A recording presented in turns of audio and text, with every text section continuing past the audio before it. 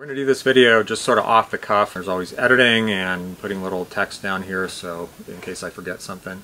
But let's talk about oiling tool handles. Now I'm not going to give this the full treatment because I already have two videos. One's a 2-minute version of my process that I use now that I'm kind of evolved to, and another one's a longer one that talks about drawing oils. But even since that video, I've evolved my thinking just a little bit, and even though I say or at least imply pretty much the same things in that video, I think I can present it better in a way that people understand that will help them deal with this problem and understand the problem. Because if you understand the problem and why we do things and how they work, then you don't need rules. You don't need these rules of like oil this, you know, this many times a week or a day, and then this many times a month, and then you're finished, because it doesn't really work that way. The handles are completely different, like the wood is completely different, and how much it soaks up and how fast it soaks it up, and you know, there's just not much consistency with wood. Now I'm not going to cover oils much, but I just want to real quick say that it's preferable, I think, to use drying oils. This is mostly what's used. This is flax oil here, walnut oil, tung oil, poppy seed oil, hemp oil. These are all drying oils. They cure by reacting with oxygen and cross-linking into like a plastic-like material. That's the base of oil paint. Glossy enamel oil paint is based on usually linseed oil, but a drying oil. When we're talking about the problem of oiling tool handles, there's three things we should be thinking about. They are those: penetration, saturation, and coating or finish. You could call it finish. Penetration is quantitative. It's how deep into the wood. Saturation is how full that space or that depth of penetration is. So that's also quantitative. Coating is both quantitative and qualitative. It's the thickness of the buildup on the outside of the handle. It could also be the quality, like how it feels or what it looks like. So this has a nice coating built up over time with very thin layers of linseed oil that are cured. It's very nice and it looks really nice. But how much does this achieve our goal, and what is our goal? Our goal should be to protect the handle. What are we protecting the handle from? We're protecting it from the environment, from water, from repeated wetting and drying, which causes cracking. So we're trying to protect the handle. Now the theory with coating, and this is probably, we probably think of this because a lot of the stuff we get is coated. You know, we get a tool from the store and it has some kind of coating on it. We paint things and that's supposed to protect, let's say, our house. Well, how well does that protect your house? We all know that eventually that paint fails, then the water starts getting in, then your house gets messed up. So every once in a while you have to go out there, you know, scrape off the loose flakes of paint and put more on.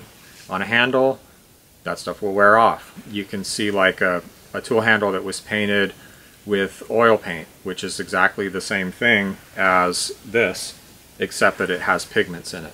Now oil paint will rub off over time. Like, you know, my favorite blacksmithing hammer is an old Ward's Mastercraft, I think it's called, and that thing had paint on it. You can just see remnants of the paint. You know, now it has a lot of linseed oil that I've added, but the stuff wears off. So not only that, it's thin, so it can only protect the wood so much. However, with the combination of these two, this is rendered basically obsolete except for looks. Penetration, again, how deep did the oil go? Saturation, how much is in there?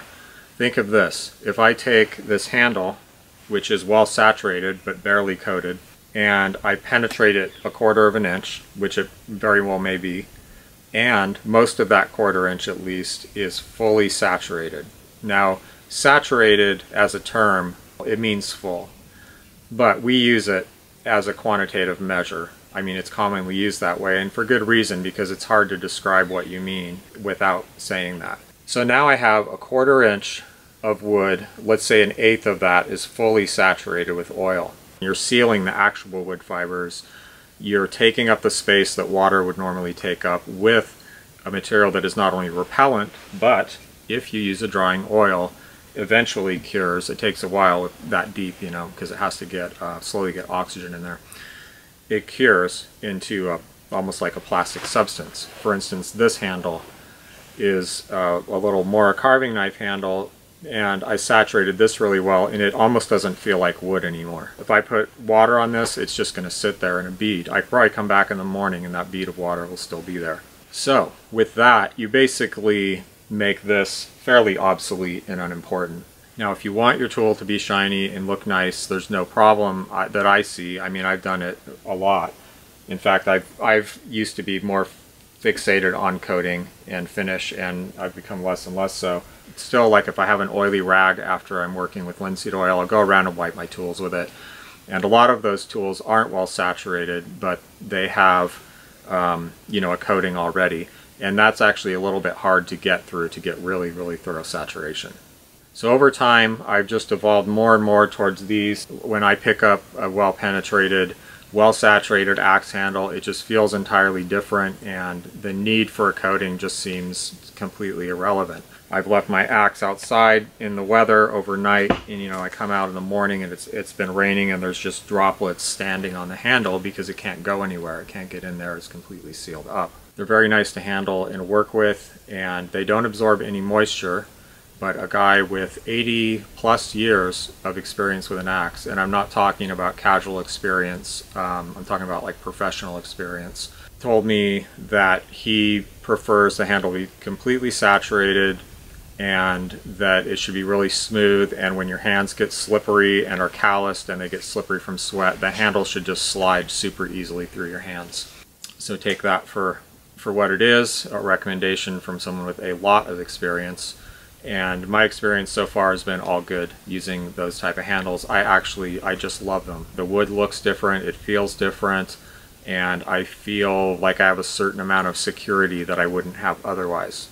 So let me tell you my basic process. This is real simple. I use raw linseed oil because it's affordable and it works. And I used boiled linseed oil for a long time, but eventually I quit when I realized it was making me sick, and the reason was because it has a lot of solvents in it and it also has dryers. It is actually not boiled linseed oil. It's a compound of stuff mixed together that is designed to cure quickly. So I just choose not to use that stuff at all. I use raw linseed oil. I bought the industrial big can of raw linseed oil for, you know, this kind of stuff. And it also smelled really strongly of solvents, even though it says pure raw linseed oil on it, so I quit buying that.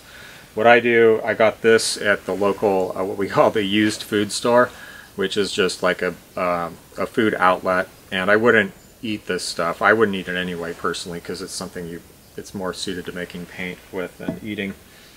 And this I bought online. It's just the cheapest stuff I can find. This is Piping Rock brand, and it was affordable enough to use.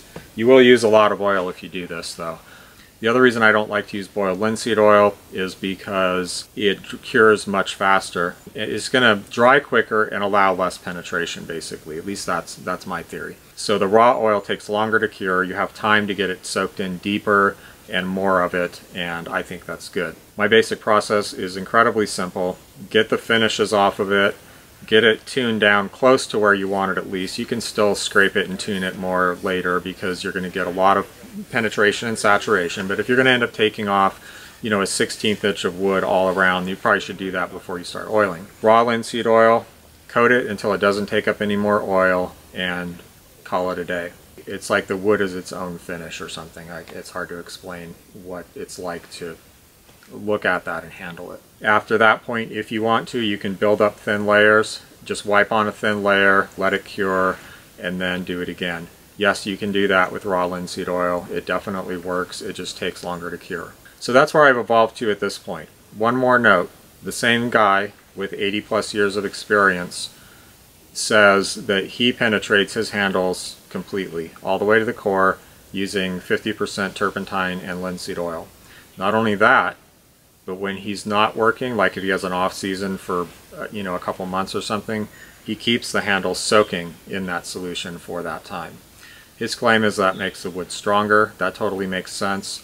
I thought the same thing myself, but I always wondered because a tree, a living tree, interacts with water, and that interaction goes on different levels. Like there's water in there that you could consider just loose, and that's probably the majority of the water.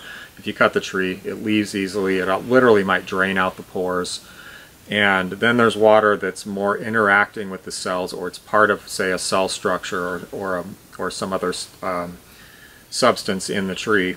And that water can take longer to leave, but my point being that that water makes the cell function, and it is really part of the cell. It is part of the way that a living tree works. So my point being that if you replace that water with oil, it seems intuitive that it would do, you know, something similar and offer a potential advantage there in making the wood more flexible again. But you just can't assume that it interacts with the wood in the same way water does, because it obviously doesn't. Anyway, the important thing is that this guy says it does, and he has a lot of experience. Does that mean I believe him? I don't believe anybody, and there's no reason for me to believe him. That's no disrespect to him or anybody. It's just unnecessary to believe things. We don't need authorities in our life to tell us what is and isn't right. You know, we choose to see things this way. Like you can take this video that I made and you can walk off with an attitude, different kinds of attitudes about it. You know, there's no reason for you to accept everything I say as gospel. There's no need for belief. Belief is overrated. You know, faith and belief are overrated. They're unnecessary when you're dealing with these kind of problems. They serve a function in human society. I don't even believe myself about this. You know, this is my evolution and this is where I'm at. But there's no need for belief. We can act without belief. You know, I can act, you can act on this information that I gave you. I can act on the information that he gave me. You can act on the information that he gave me without believing. Yes, it's comforting. Yes, it's nice to think that the world is that simple and that organized and that black and white. Check out my new sign. Like that? Yeah. Thank you, 42 Fab. Love it. It's awesome. You just take it for what it is. It's information. Information to any given individual isn't really knowledge until you've proven that out. Now, we can go on working assumptions, and we can take risks, even high risks on those working assumptions, but we're still making assumptions, and that mindset of thinking of that way and saying that not having to see everything as, oh, that's a fact that I learned, or that's knowledge that I learned, versus just having like all your doors and windows open to possibility and new ideas and what you can get from different pieces of information and how well they work. You know, I hope that makes sense.